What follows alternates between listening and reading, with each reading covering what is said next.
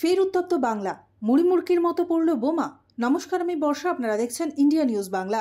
কারখানার মালিকের সঙ্গে গ্রামবাসীদের সংঘর্ষের মধ্যেই চলল গুলি, মুড়িমুড়কির মতো পড়ল বোমা। ঘটনায় গুলিবিদ্ধ হয়েছেন এক গ্রামবাসী, বোমার আঘাতে জখম হয়েছেন আরও একজন। শুক্রবারের ঘটনায় রণক্ষেত্র হয়ে ওঠে শামশেরগঞ্জের মোহাম্মদপুরের শীষপাড়া। কি অভিযোগ শুনুন। কি হয়েছিল ঘটনা? এটা হচ্ছে একটা ফ্যাক্টরিকে কেন্দ্র করে, মানে এই ফ্যাক্টরিতে অনেক কেমিক্যাল হচ্ছে, ধোঁয়াটা উঠছে, তো সাইডের লোকের অনেক ক্ষতি হচ্ছে, শ্বাসকষ্ট হচ্ছে। এই নিয়ে গ্রামের লোক প্রতিবাদ করছিল। তো যাদের ফ্যাক্টরি, ওরা ফ্যাক্টরিটা উঠাবে না বলছে, ওরার জন্য ওরা আগে থেকে সব কিছু প্ল্যান করেছিল যে বোমা টোমা নিয়ে আছে। গ্রামের লোক যেই প্রতিবাদ করতে গেছে ওদের উপরে তখন হামলা করেছে ওরা। তখন সাইডে দাঁড়িয়েছিল আমার বাবা, তখন গুলি চালিয়েছে, নিয়ে গেছে। তো এর জন্য আমরা ওদের শাস্তি দাবি, এদের শাস্তি চাই আমরা। মানে যাকে গুলি লেগেছে তিনি কে হয়? আমার বাবা হয়। তোমার বাবাকে গুলি লেগেছে? হ্যাঁ।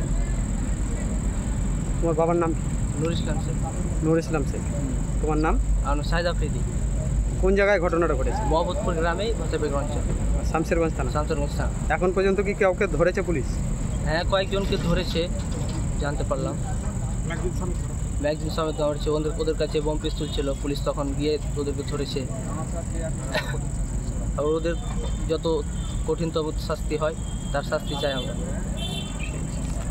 ঘটনাকে কেন্দ্র করে এই মুহূর্তে উত্তপ্ত শামশেরগঞ্জ। অন্যান্য খবরের জন্য দেখতে থাকুন ইন্ডিয়া নিউজ বাংলা।